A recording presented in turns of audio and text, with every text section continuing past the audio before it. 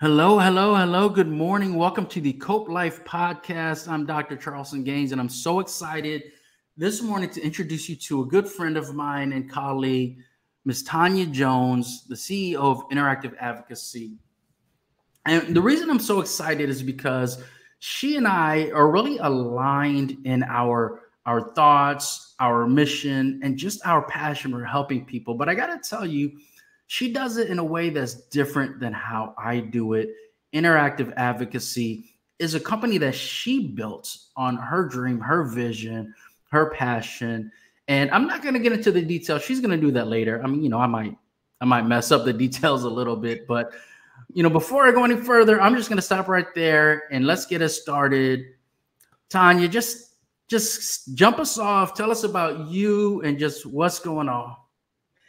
Thank you so much, Dr. G. And I just want to say I appreciate you inviting me this morning onto your podcast. I really do appreciate it. And good morning to everyone who's joining us. I'm so excited to be here. As Dr. Gaines said, my name is Tanya Jones. I am the CEO and founder of Interactive Advocacy, and we are a violence prevention training organization. And as a bunch of creatives, we use theatrics as our forum of approach. I've been doing this type of work as it relates to social injustice prevention and awareness for the better part of 25 years in so many different capacities. So this is not something that's new to me. I've been doing this kind of work for a long time.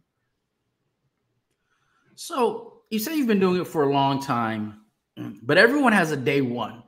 And so my question for you is, I just like to get right to the meat of it. What led you to getting to day one? What really got you started? Why are you even doing this? That is a good question. And oh my gosh, and that's so much to unpack, right? Because like I said, I've been doing this work both inside and outside of the military. I am a United States Army veteran. And I've had the privilege of working in with social justice programs, everything from sexual assault, sexual harassment to equal opportunity, equal employment opportunity. So many different types of social injustice and awareness, right? But my personal journey kind of started long before that with my own experiences with trauma. And that ultimately is what led me to starting this. But before I go all the way back there, just real simple. I was working with another organization, and I was lending my energy and my voice to advocacy, but not really the way that I wanted to. And a friend of mine basically asked me, what are you waiting on? You're working so hard for someone else, and you're basically not following your dreams, your passion. And if you keep working this hard for someone else, they're going to be able to take what is genuinely your passion and do something else with it. And that they didn't see advocacy or speak to advocacy the same way that I did.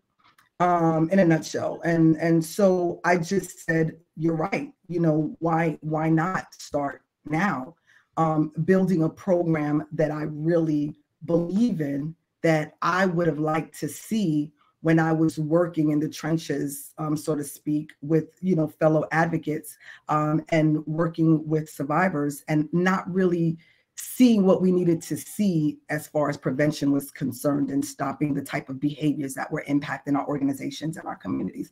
So literally right before COVID hit, I kind of do what I always do as a creative. I start writing things down in the middle of the night.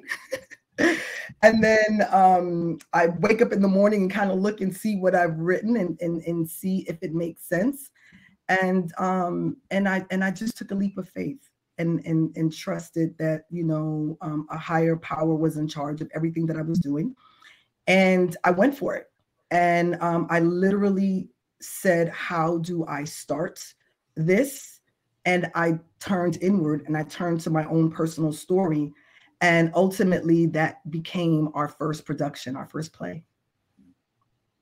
Wow, that's interesting. I love how you say that other people kind of push you towards it? Because I've been in that situation too, where you have these ideas, but you're not really sure. You're not really sure, should you jump in? And other people are telling you, you need to jump in. And so what happens sometimes, it's about trust. Why are these people telling you to jump in? Why are they telling you this? Are they lying to you? Or do they believe in you more than you believe in yourself? And then what happens is you decide, I'm going to trust me the same way they trust me. And it's very powerful to have that support. So you said that the first production was based somewhat on your story. Yes, yes. So let me kind of go back a little bit more. As I shared, starting interactive advocacy really was the brainchild of my own personal trauma and how I coped with trauma. I am a creative, so as long as I can remember, I used to write short stories. I like writing poetry and but really a lot of writing short stories. And I would always just kind of write what looked like maybe a diary or a journal, and I would just try my best to give these short stories different endings because they mirrored my life in a way that I didn't really want to see. So I would change the ending of them to give them a brighter ending, so to speak. And when I knew that I wanted to start interactive advocacy, I first started off with our training tools that I was working on, but at the same time trying to figure out how am I going to bring my personal story to life, and that's what I did. I started to lay out, my character or me and my perpetrator, and everything that kind of happened with the act of violence that took place against me. It just started to develop into something greater. And what I found is by changing the ending of the story to something less heinous or less traumatic, but still very important, hopefully a different ending could speak to those individuals that were in the audience that were basically potential perpetrators. So the performance that I'm talking about specifically is our No Words performance. And it is a story of a young lady that was sexually assaulted. There were her, bystanders and friends and her work environment and all of these people that impacted or played a role in the outcome. And what made this situation, the way that we share it, what made it so interesting was that, like many people that have found themselves in a situation where they were sexually assaulted, they know the person that assaulted them. So this wasn't a stranger to me. This was someone that I knew. It was actually someone that I liked a little bit. So everything that happened that evening, I didn't think was going to happen. And I totally lost control. So this production, our No Words performance, is that story. And I really take a lot of pride in the way that we share our stories. Our organization is comprised of not just clinicians such as yourself and advocates, but also survivors and thriving survivors of trauma. So I think this gave both me and many of my fellow colleagues a platform and a voice to share our story in a way that we didn't even know that we needed. I love that. I love that so much. I love the idea and really the taking action that you did, where it's not just you being creative, right? There's ways to be creative, like Marvel movies and Vincent Van Gogh. There's that level of creativity. There's artists and musicians, but yours was on a deeper level, and it had an ending already. That night ended some kind of way. Exactly. But what you did was you took control of the story. And you said, and it's not just that you can go back and delete facts and replace facts. What you can do is control the way the narrative plays in your mind, which then influences the way that your story impacts the way that you see yourself, the way you feel about yourself, your self-worth, and the way that you really present yourself to others as really as now today as a voice of strength, as a voice of really overcoming the pain. And I feel like when I think about what you do, I think about like the numbers, right? How many people in the military have experienced sexual assault?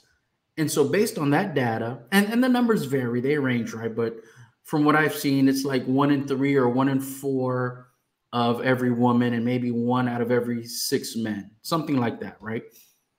And so what we don't do is we don't know how many people in the audience have experienced this. And so I feel like what you do is empowering to them, because if like anything, right? If I'm watching a movie and I'm able to relate to what the main character went through, then when they are victorious in the end, it gives me hope in my story. So what I'm curious about is after some of your performances, whether it's immediately after or maybe an email or something more personal afterward, have people reached out to you and told you that it was personal and how it impacted them? Oh, I can't even put a number to how many people come to us after the performance. How many people graciously wait in line. And I'm so humbled after every performance, because there is always someone that are in different stages of their own journey, whether it's because it's something that impacted them personally or someone that they know personally. And they come and they share and they just wait in line. If it's nothing more to just hug me or just tell me thank you so much, or some of the best ones have been, you have just given me the courage to report. And I have not told anyone. And Yes. And you know, because this is a crime that doesn't discriminate, it has been, you know, men, women, young, old, like it doesn't matter. They just come with tears. And my heart is just so full always, because you know, this was just this little brown girl in the ring, her story. And I just felt like I need this so I can heal and so it can help me. And if it helps just one person, then I'm okay with that. And it's helping so many people. So I'm just in awe every day at the countless thank yous that we get for sharing our stories the way that we do. That's amazing. That's amazing. And it's so surreal to be a part of other people's lives, right? Like it's not surreal to start your own business, but when the impact has exceeded your expectations on that level. And when I say on that level, what I really mean is how it feels when someone, right? And this could be in a movie, a play, Broadway, or sitting in the audience during one of your presentations, but to say, I have felt that exact same thing. And the reason I say that is because, you know, the way that I speak on the topic is loneliness is the pandemic. That's what it is. Loneliness is a pandemic. Loneliness drives, not just suicidal ideations, but it drives depression, anxiety, alcoholism, obesity. People want to be seen and heard. They want to feel a connection. But we can endure something that changes our perception of ourselves. So then we feel alone. And when you experience a trauma and you feel alone in that, like you said, the little black girl in the ring, and you feel alone. And then after this presentation, to be able to come up to you and feel a connection on this topic, not just my best friend from high school, right? We don't just cheer for the same professional athlete, but on this topic that's personal to me, I can connect with you. And I just feel And like that excites me because I feel like that's proactive prevention. And you and I have spoke about that before, being proactive to get people to decide not to do something or to proactively do something, to proactively be an advocate. And so when you talk about interactive advocacy, I love the idea of you're not just speaking to people who have been victimized, but people who have the opportunity to be advocates. And so I guess my question for you here is, after your trauma, did you feel alone? And then when you got support, any kind of support in any kind of capacity, how did that impact you? So my trauma was a very long journey. And my first experience with trauma was as a child. I experienced childhood trauma, childhood molestation. And so my entire childhood, I did not have an opportunity to share that story with anyone or talk to anyone about it. And as a result of that, I started to experience loss and then more trauma. And because it was years before I got any help or received any help or even felt safe enough to say out loud what had happened to me. Like I needed to be strong. I'm the eldest of 6 siblings. So I needed to be strong. I needed to take care of them. And so I could never let anyone see my pain or my hurt. And a lot of that had to do with fear. Fear of if I was going to be believed, fear of what was going to happen to the person, fear of, what is my family going to think about me? And so as a result of that, I became very vulnerable. And and I was easy prey, it was easy for a predator to seek me out as a result of that. And then because at that time, I hadn't done the work and I hadn't been able to identify who those, what I call monsters were, I was in situations that I would have, if I would have had the tools that I needed, I wouldn't have been in. So it was a very, very long, hard journey to get the help, but finally to admit that I was a victim of trauma, and not just one incident, but multiple incidents. And so I had to dig deep. I had to get the help. I had to go seek professional counseling and literally scale it all the way back to the very beginning. Because it's like, okay, you're focused solely on this thing. And that it played a series of events because then it impacted my mental stability. I was suicidal at one point, and then I had to deal with being hospitalized. So many different things happened. But once I was able to say, I'm safe, I'm okay, these people can't hurt me, I can do the work. That's literally where the journey to healing began for me. And once I was able to trust myself with my emotions, trust myself with my feelings, and learn to forgive my younger self for all of the things that happened because they were not within my control. I was able to slowly start to take steps forward. And then as I started sharing my story in smaller group sessions, just kind of talking to people, I saw that it had the ability to heal and help, but mostly help me.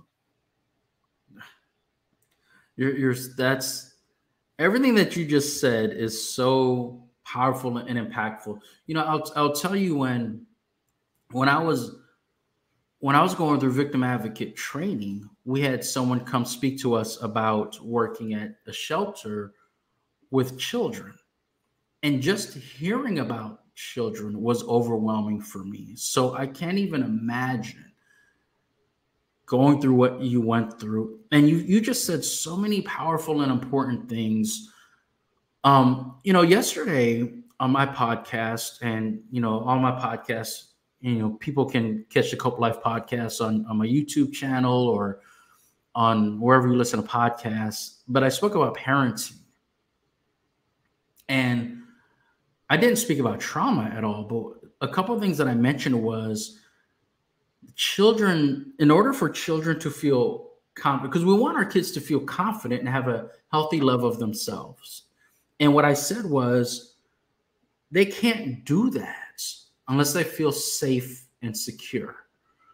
And that's exactly what you hit on, but you weren't talking about safety from being judged about your grades. You weren't talking about the way people look at you. You were talking about real trauma. And one thing that you said was,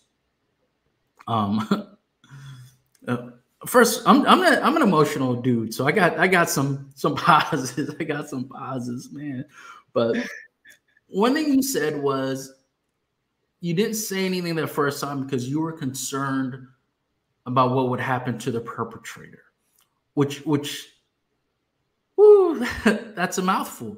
I mean, so what are you saying? And these are rhetorical questions, right? But what are you saying? That you know this person, that you care about this person, that they're, to some degree, on some level, they're an important part of your life. And so as much as they harm you, you don't want harm to come to them. And so like all children, we want the people that we care about to be okay. And so what you do is you find a way to hate yourself. You find a way to blame and judge yourself. And then how do you get over that? Well, you can't. You were the oldest of 6. What were you going to do, right? In your, I don't know, 14,000 square foot house, go to the West Wing? Like that's not an option for most of us, you know? And so, and when you say that, you know, and that's why, you know, partly for me is just the focus on research and training for me, because I hear these stories, man. I'm so impacted by it. I think about some of the research that I did for my dissertation, and knowing that, you know, over 80% of people who joined the military had at least one adverse childhood experience.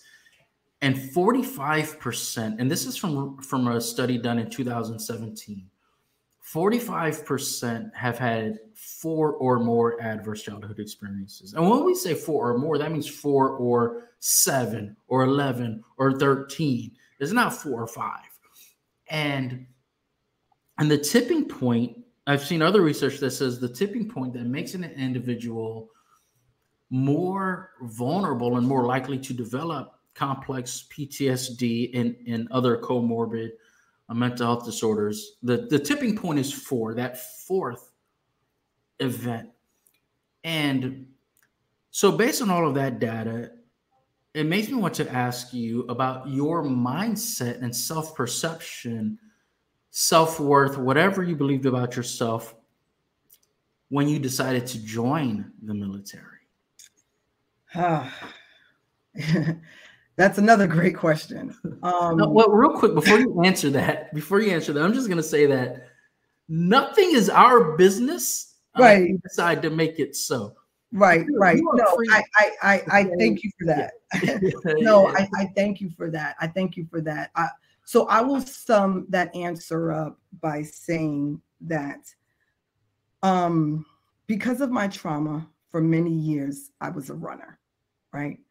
Running was my escape, literally. I ran track.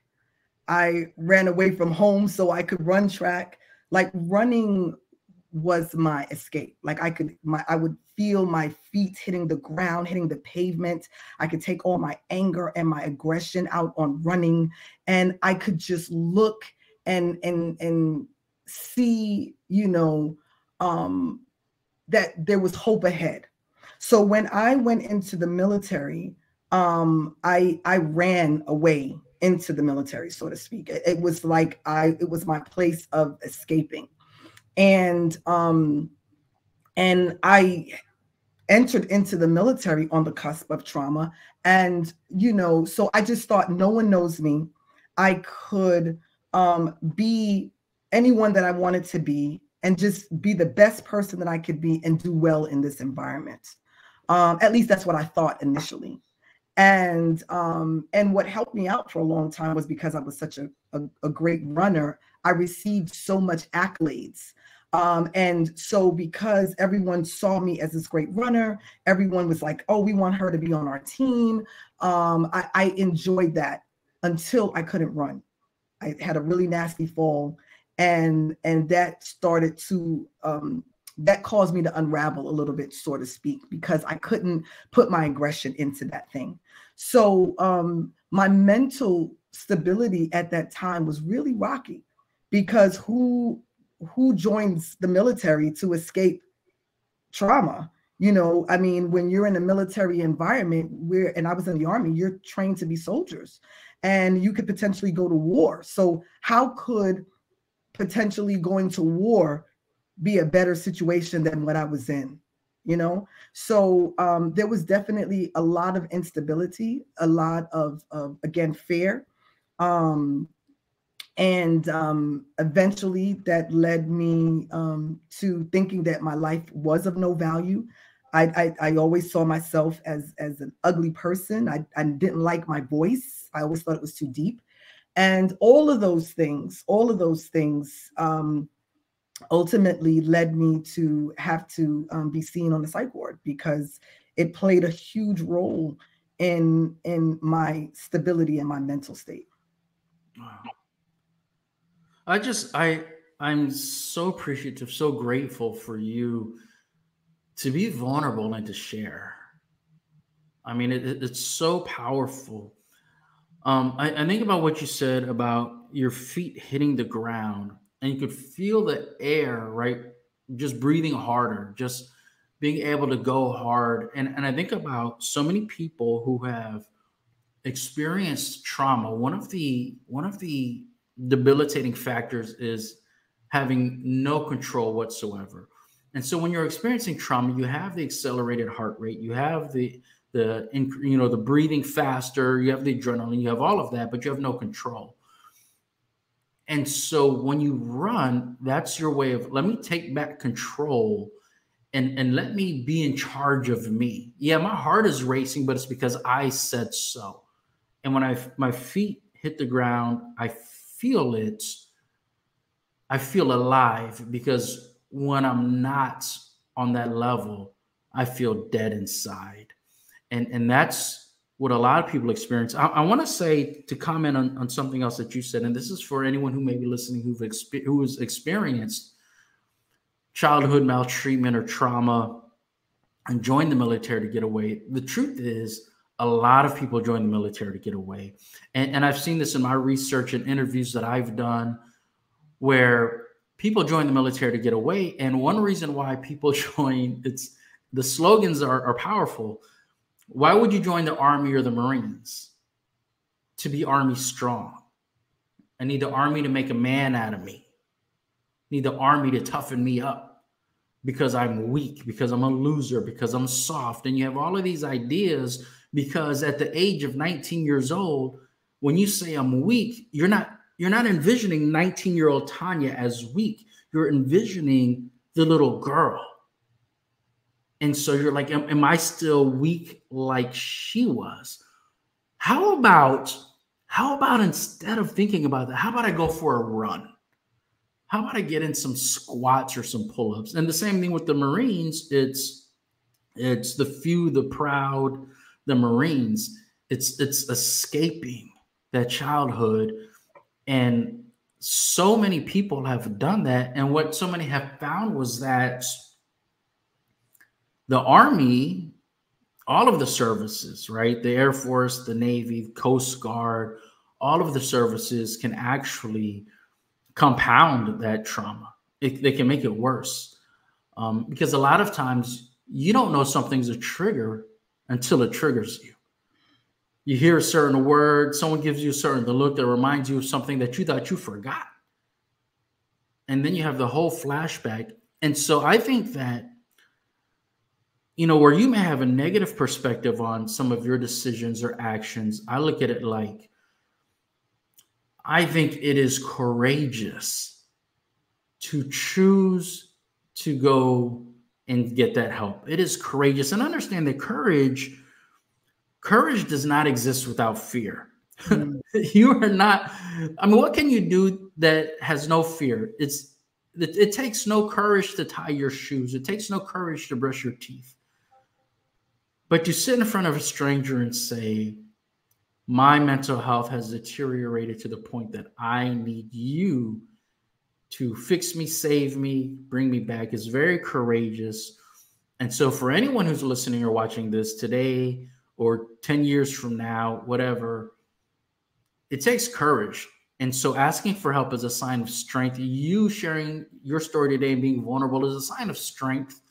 And it's something that I don't know if I could do, yet at the same time, I'm grateful that I have not had those experiences. And I'm grateful that you are able to use your voice to tell a story that so many people have had, but are too afraid to share. So I'm just taking a moment just to honor you and just say thank you. I'm just, because we've had a lot, you and I have talked a lot. Yeah, we have. We've never talked about this. And I don't know, like I'm always available to talk, but when I speak to people about anything, you get the full me. I have previous episodes where I've had to pause and wipe a tear, like that's how I am. Yeah, I'll cry with you. I'm that dude. I'll cry with you. No shame. But Dr. G, I want to say one thing. Someone very dear to my heart asked me one time, why are you sharing these stories so vocally? And I've been talking about this stuff for over 20 years. But this is the first time that they really see me do it so publicly. So they asked me, why are you sharing all of this stuff? Like, aren't you healed now? Aren't you better? So why are you're doing all these amazing things? Why do you still have to talk about this stuff though? And I said, well, it's really simple. It's because I am on that journey of healing. And I will be the first one to admit that I tell everyone I'm still under construction. But because I am on that journey and I am healing, I can talk about it. When I couldn't talk about it, that's when everyone was supposed to be worried and concerned. When I kept everything bottled up, when it was just, compiling more trauma and more fear and more self-hate and all of those things that I didn't share, that was the time to worry. But because I stayed so quiet, no one saw that. My family used to say they saw me running and fighting a lot, but no one ever stopped to ask me why. Why? And that played a huge impact on me. It was detrimental because as a young person, all you see is that everyone notices this change, but no one intervened. So now I feel compelled to ask questions. Are you okay? Are you all right? Do you need someone to talk to? If something doesn't look right, I'm going to share and I'm going to step in because I know what my personal experiences were, So thank you so much because I do agree. Fear will stop you from doing so many things as it has. But my new motto with fear now is that I use fear just like I use my trauma. If I'm not afraid of something, then my dreams aren't big enough. If I'm not afraid of my dreams, they're not big enough. And so fear, if you channel it the right way, can also be positive. And I try to do that now. I try to make fear something positive and use it to arm me and to give me strength. I love that so much. I love it so much. Real quick, I'm going to say that one thing that I like to talk about is the mind-body connection. And when you have certain strong emotions, it's felt throughout the body. And the reason I'm saying that is because hearing your story, like I feel it in my traps and shoulders, like I'm consciously having to relax because I'm feeling it so much. Like I'm like you and I are just sitting down, but like my traps are getting tired because my whole body just feels it. Man, But you know, that's what we tell everybody at IA. We tell folks, you know, if you come to one of IA's shows, we're going to make you laugh. We're going to make you cry, but we're going to do it in a safe, you know, space and a safe learning and training environment. And that's actually one of the things that I do love about what we do is that, you know, because we're talking about heavy topics, you know, when you think about sexual assault, suicide, mental health, those are some heavy topics. So we also introduce comedy into our performances to kind of lighten it up a little bit. You know, we poke fun at ourselves, we over exaggerate certain points, and we enjoy being able in those moments to laugh, because laughter is also a part of healing. So, you know, I'm always doing something goofy. We've got little goofy dances that they'll do with, you know, that I'm doing behind the scenes, off camera. I love when my team catches me on B-roll, because we have to laugh at ourselves, you know, when we've experienced some of these things, and learn that it's okay. It's okay to poke fun. It's okay to understand that the weight of this stuff is heavy, but really and truthfully, you know, how we heal is through laughter and being creatives and writing and spoken word and singing and creating movies. All of those things, all of them help us on our journey. So we definitely love to laugh around IA. I love it. I love it. I love it. And so what I would like to do is pivot a little bit. And you say we love to laugh at IA. I kind of want to know just more about it. What do you have to offer? And also, in addition to what do you have to offer, I want to know a little bit about the character and the quality of people that are in this organization. Oh, my goodness gracious. There are no words for my IA family, including you, Dr. G. I am, again, so overwhelmingly humble with their graciousness, their level of professionalism, their dedication, from every facilitator to every script writer to editor to cinematography. I mean, my talent. We really are a family. We laugh together, we cry together, we eat together. And, you know, we share so much. These are some powerful individuals. And even those edutainers or actors that have not experienced trauma, because they know that a lot of our stories are real, they safeguard them in the way that they deliver their performances. You know, they understand that this is someone's story, that this is Miss J's story. And they want to make sure that when they share this information with their audiences, the audiences connect, right? The level of impact is there. And you know, we've had commanders tell us that our presentation, it's bold, it's provocative, but it's impactful. And it really is, and they are outstanding. We have award-winning edutainers. One of our edutainers is an Emmy winner. And so these are not lightweights. These professionals have been doing this for a very, very long time and have the credentials to support them, as well as our facilitators. You know, they are amazing. I love it, because, you know, the thing is, these people have careers outside of IA. Like, this isn't like a full-time job. They have other things going on in their lives, but what they're able to do really is connect with you. They have to believe in you and believe in the company.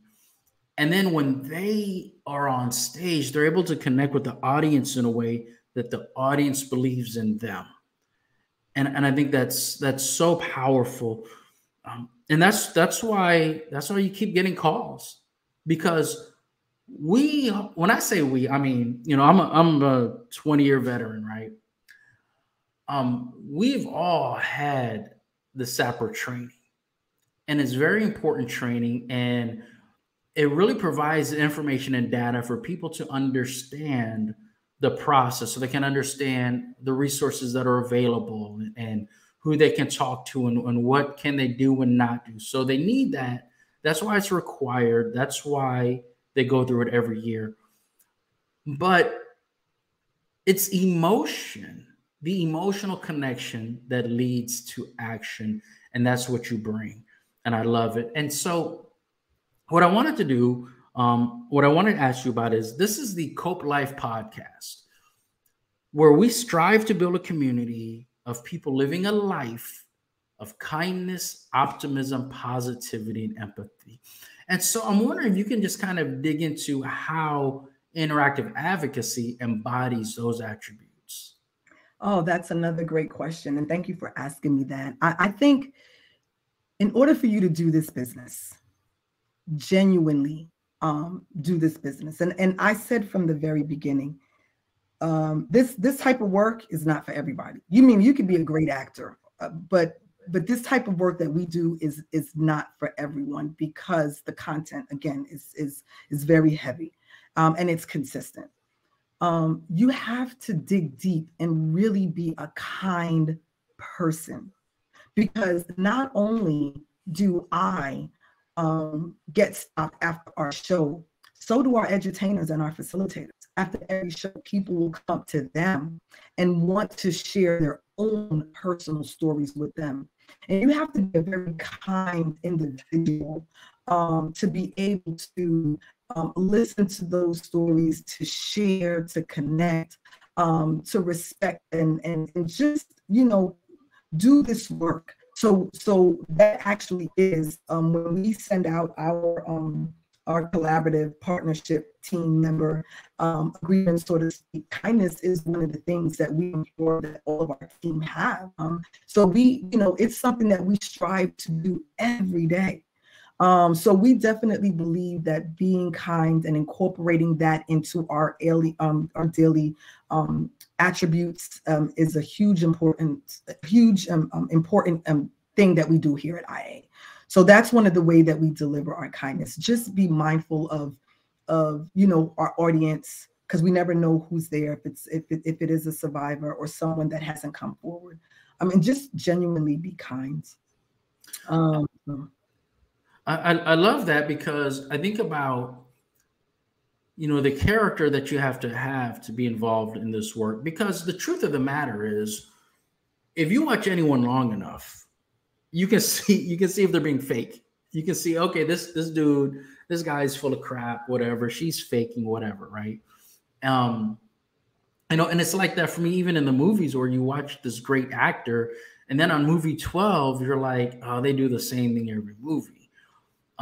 So yeah, you have to bring your authentic self to this kind of work, because you're doing so much more than just entertaining. Absolutely. And I think about the aspects of optimism and positivity. And so when I think of optimism, I think of finding the good in the bad. When times are tough, when times are bad, are you able to be grateful? Are you able to hold on to something of value? And when I think of positivity, I think of the idea that moving forward, I'll be okay. And so, and of course, empathy is really, I look at empathy as being able to connect with someone else's story with empathy, without judgments, being able to walk in their shoes and see their perspective. And so I think about, if I was in the audience just watching and I experienced something similar to what is portrayed on the stage, I think it would definitely help me to be positive and optimistic. Yeah, I personally, I am so optimistic and so hopeful that the work that we're doing will really be able to create cultural change. Like, I believe it. And I have to be optimistic, even as numbers of suicide are increasing or sexual assault are increasing. I have to be optimistic that, eventually we're going to see a time and a space where folks are not going to need the work that we do anymore. We're going to have to learn how to do something else. So I try to be optimistic and remain positive, even when things are slow. When our phones are not ringing off the hook. How can we create ways to connect to our audiences and to our community? People will tell you, I mean, if it was up to Ms. J, she would do this work for free, because I understand that it's so necessary. Why? Because we are full of so much empathy, because there is that one person in the audience who we have helped, who have been a victim of trauma, who are also thriving survivors and want to know how can they be a part of what we're doing as well.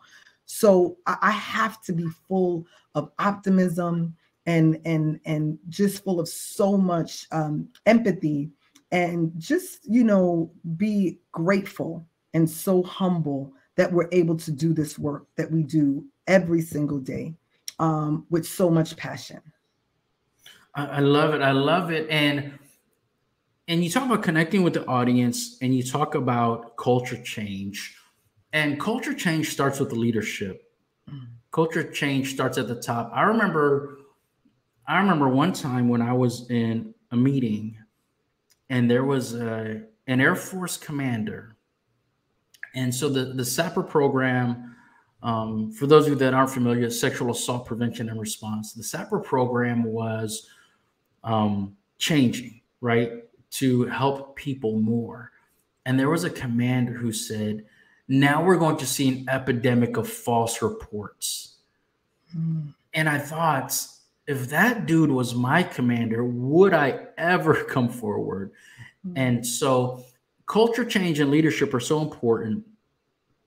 And what I want to ask you about is, if I was a commander, if I'm a leadership installation commander, right? Because it's not just about one squadron, it's not just about one battalion or platoon. We're talking about, we want the culture to change throughout the force. And as an installation commander, they can start right at their installation. So if I was an installation commander and I said to you, how does your organization, how does your company impact my culture? What will my people get out of this? What would you say? I would say that the greatest takeaway is the impact of our training, the connections that we make with the audience. The takeaways are so great because of the connections, right? These are real world scenarios. And what we try to do is we try to put our audience in the seats of the responsive bystander, of the survivor, of the victim. And it gives them an opportunity organically, authentically to feel connected to these stories. There's so many different things happening around them.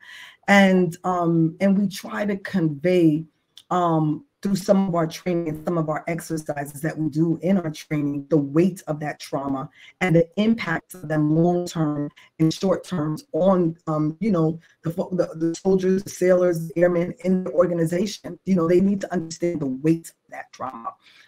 And if they do, and they have bold open door policies and they're really, they really take ownership of these programs, that's how you slowly start to rebuild the trust. I ask commanders to please be in the room, not just the policies, but you actually in the room, present, engaged, and have conversation on uncomfortable situations. So I think it's really going to be up to these leaders to really embrace doing a lot more than just checking the box, but thinking outside the box and doing, bold, impactful training that kind of shakes things up a little bit and kind of gets rid of some of the PowerPoint presentations alone. So I think that this is a great way to connect with commanders, and then they'll start to see those cultural shifts, because they will be less reporting. People will be compelled to stand, on the soapbox, so to speak, and to stand up and speak out when they see toxic behaviors happening around them. They're going to say, "Not my watch," or "Not my watch." Why? Because I remember how I felt when I was watching one of Interactive Advocacy's productions. That's exactly it, right? That's exactly it. Culture change, commanders, leadership, being present, and there's an advocacy part of it. The part of it where it's I remember how I felt watching that performance. And the reason some people remember because it's just a great performance. It's a powerful performance, right? Like when I watched Rocky, I felt it, but I'd never been a professional boxer. But then there are other people who they felt it because they have experienced it. And one thing I need commanders to know is that when you put your command team together, right? So you're the installation commander, say in an army post, and you have the command sergeant major. And then on that installation, you have your battalion commanders, company commanders, you have other sergeant majors, you have first sergeants. You're not going to gather a leadership team on an installation, right? We can say E8s and up and O4s and up. You're not going to gather this team of 15, 20, 25 people without having victims of sexual assault on the leadership team. And no, maybe they didn't tell you about it, because if you hired me to be the command sergeant major, one thing we're not going to talk about in that interview is my childhood trauma. That's not going to happen. I need to show you my strength and my leadership. But at the same time, it's also demonstrating to other leaders on the installation that you can be bold about preventing sexual assault. You can be a voice. You can be an advocate. Maybe the specialist, maybe the ensign, the corporal isn't going to come to you, general, and say, I was raped. But they know if they enter the process of getting help, that you have their back. Absolutely. And that's so important. That's so important. That's why I love what you do. And I love the leadership's buy-in. Because when we talk about what's happening on an installation, it could be anything, right? Infantry, artillery, intelligence, information warfare. We can't do our jobs. We can't complete the mission when somebody's out because they've been raped, when somebody's out because they're having to go to court. And then their friends around them, because it impacts the entire culture, the entire office, when we're hurting inside. And so when we have a culture where we don't allow that and people are able to feel safe and secure, and we reduce the numbers, it affects the mission. We get the job done. Absolutely. Absolutely. So I just, the other thing too, Dr. J, I'm sorry. The other thing too, whether you're a first sergeant, whether you're a sergeant major, or even a commander, that's not where you started. So yes. That it's one of those things where you'll never forget. Of course, if you've experienced trauma anywhere in your career, but when you reach those senior leader rank, that's not where you started. So you just have to remember that whether you experienced trauma and how you were able to deal with it, maybe your soldier or your airman or someone in your down trace, they may not be able to deal with it the same way that you were, right? So you've got to think about that when you're also trying to rebuild trust, and sometimes, again, it's worth it to be present in the room and really allow your soldiers to understand that you do understand, even if your experience was different, but that you can be there and support them and get them the help that they need. Because sometimes that's all some individuals want, is just support, Yeah. I love you saying that, because when you say that, what I was thinking of is the leadership, the ones who have forgotten what it's like. And what connects them to their young soldiers and airmen's trauma is what they see on the stage. When I see what you're doing on stage, when I hear what's being said, and I see the embodiment of something that I experienced 15 years ago, then maybe I can make a proactive, conscious decision to talk to my young people differently. And that's the empathy piece. That's the empathy piece. And it's not just about were my troops sexually assaulted or not. It's, am I an empathetic leader? Mm-hmm. Am I open and available and authentic to my people? And you mentioned support. After someone experiences trauma, support is one of the most important factors in determining if they're going to develop PTSD or post-traumatic growth. You can be the factor, you can be the critical piece that moves a person towards growth. And so it's so important, it's so special and important what you do. So what I want to know is, because you know what, here's the deal. This is the truth. If people don't reach out to you, they're missing out. And the truth is, they might have some special time, something going on in the near future, and you're already booked. Yeah. So what I want to know from you is kind of just an overview. It's up to you how much detail you give or don't, but what do you have coming up in the future? Who are, like, maybe who you're supporting, or maybe what kind of different performances are being put on? What's coming up for IA? Well, I will share, like, literally right around the corner here in North Carolina. I'm really excited that you asked that. We are doing our second spoken word live event here in North Carolina. So please check out our social media platforms, our Instagram page, everything at Interactive Advocacy.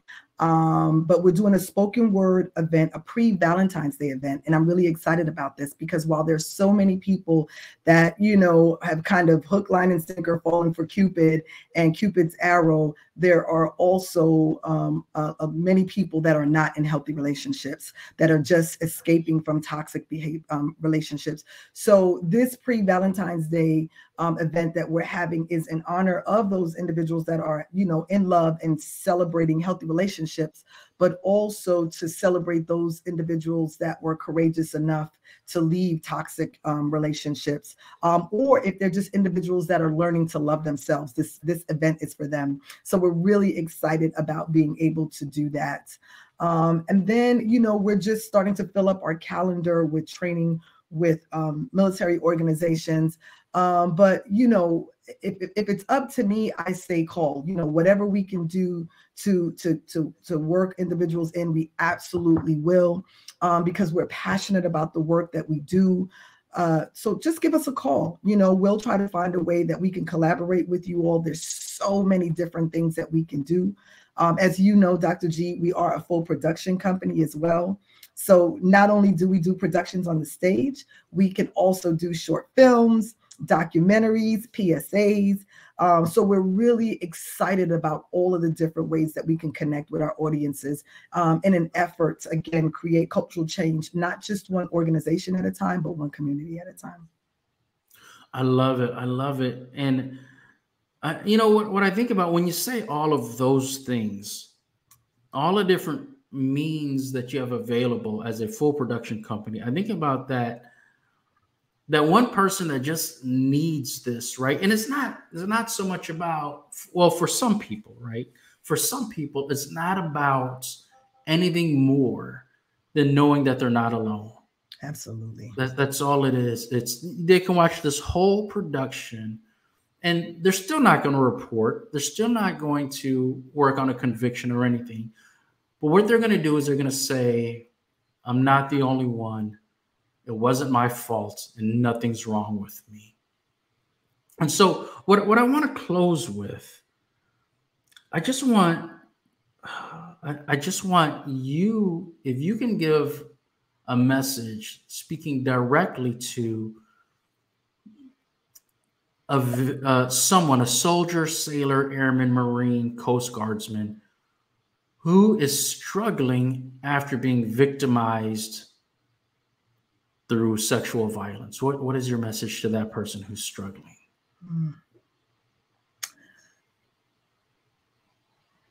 I'm going to say what I share with my team all the time. And it's just real simple. Don't let trauma define who you are. Yes. And be unstoppable. And that's it. I mean, it's just that simple. Just don't let it define who you are. You are not your trauma. That is so true. I love it. I felt that. I felt that because you are not your trauma. You are the same person, same height, same weight, same age, still loved by the same people. still worthy of love, still worthy of support, companionship, friendship, still worthy of happiness. And so when you say don't let your trauma define you, and that's what interactive advocacy does, is you empower people to make the decision. I am deciding, I am choosing that my trauma doesn't define me. I'm not a victim. I'm a person who was victimized. Because if you were victimized and then you call yourself a victim, you accept that label, then when you begin to heal, you need to accept that label as well. Mm-hmm. I am a healer. I'm not a victim. I'm a healer. And so this has been very powerful. I mean, I know me, right? I have self-awareness. I know I was gonna feel it. I know me, and I'm so grateful for you being here. So grateful for your message and what you do. And one thing that I love in these helping professions is the fact that you have no idea, and you will never know how many people you have impacted.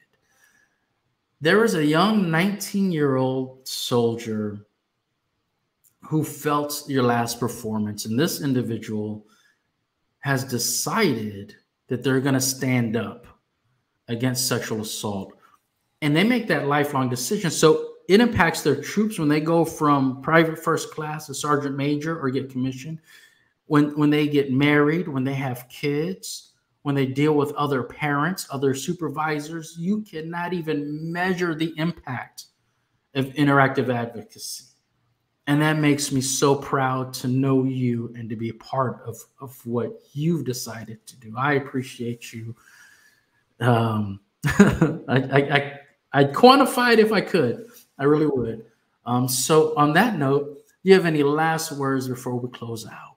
Just thank you so much. I really do appreciate, Dr. G, you allowing us to be here. And to the entire audience that's watching you, thank you so much. And I look forward to creating cultural change with all of you. So thank you so much. All right.